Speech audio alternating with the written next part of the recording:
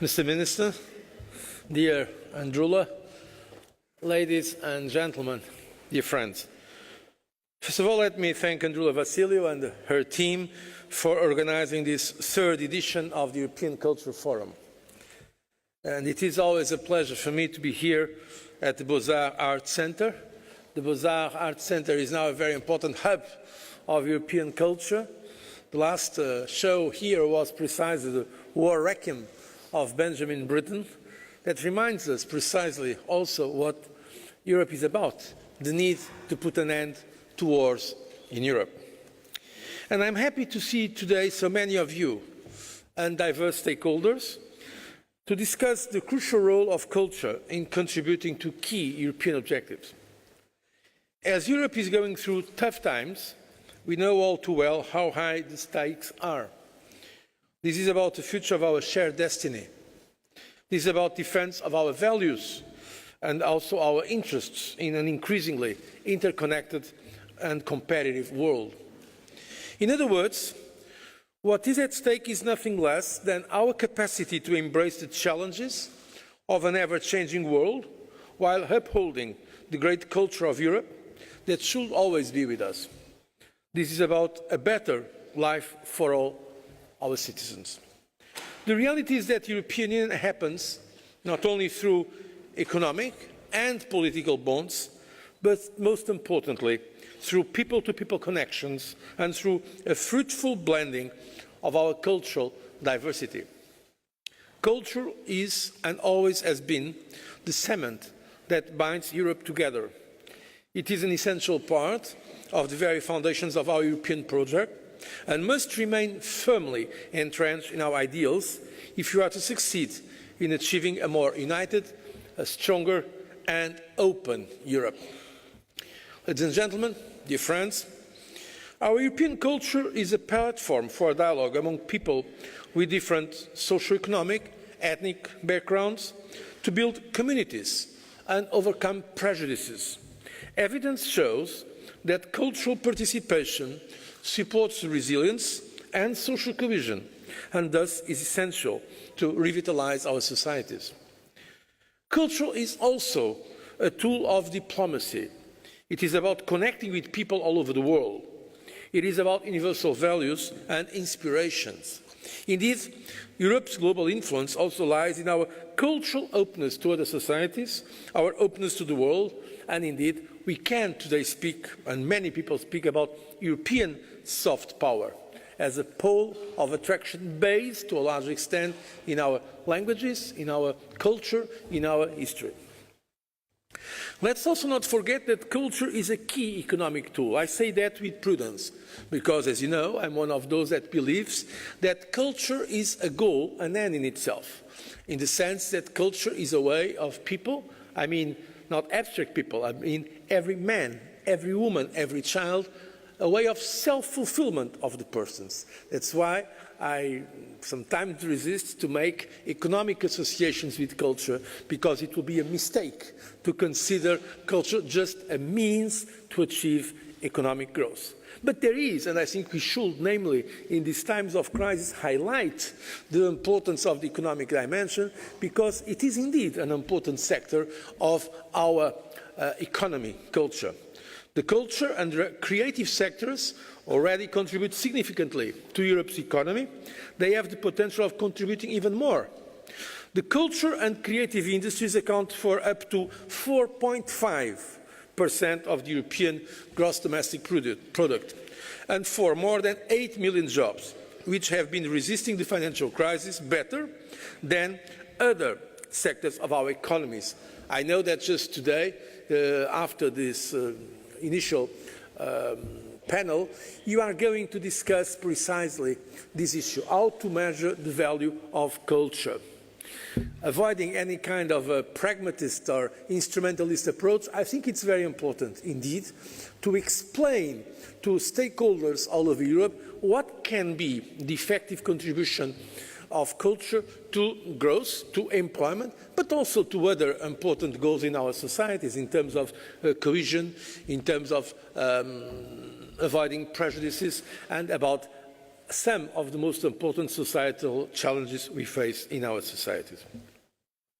And creative sectors play indeed a crucial role for the sustainable development and social cohesion of our regions and cities.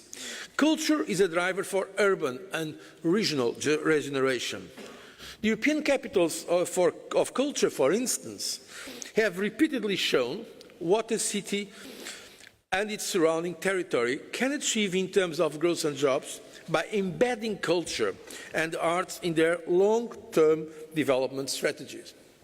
And we want to encourage all levels of policy governance at local, regional, national and European level to develop integrated strategies in support of the culture and creative sectors. I think this is one of the most promising areas we have today, precisely when I meet the Committee of Regions, when I meet leaders at the regional or local level all over Europe, I see that now they are giving a much higher priority to the programs of culture.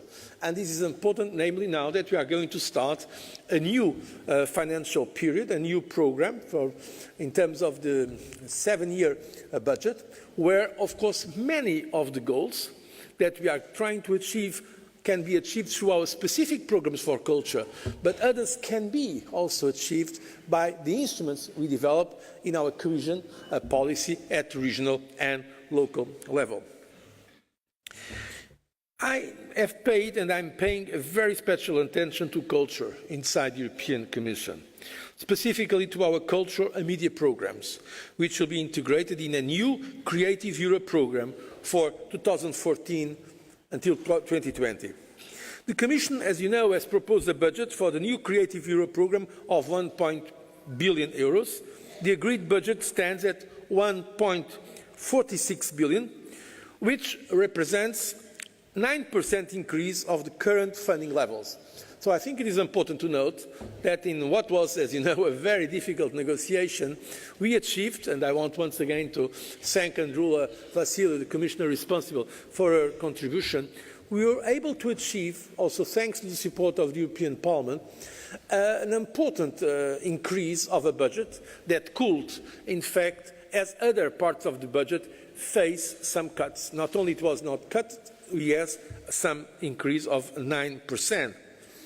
Because our aim is to help artists, cultural professionals, cultural organizations so that they can work across borders and ensure that their works reach as many people as possible.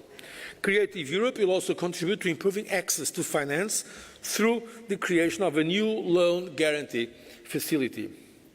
Indeed, spending on culture is not a luxury, but a sound investment, and not only for the distant future.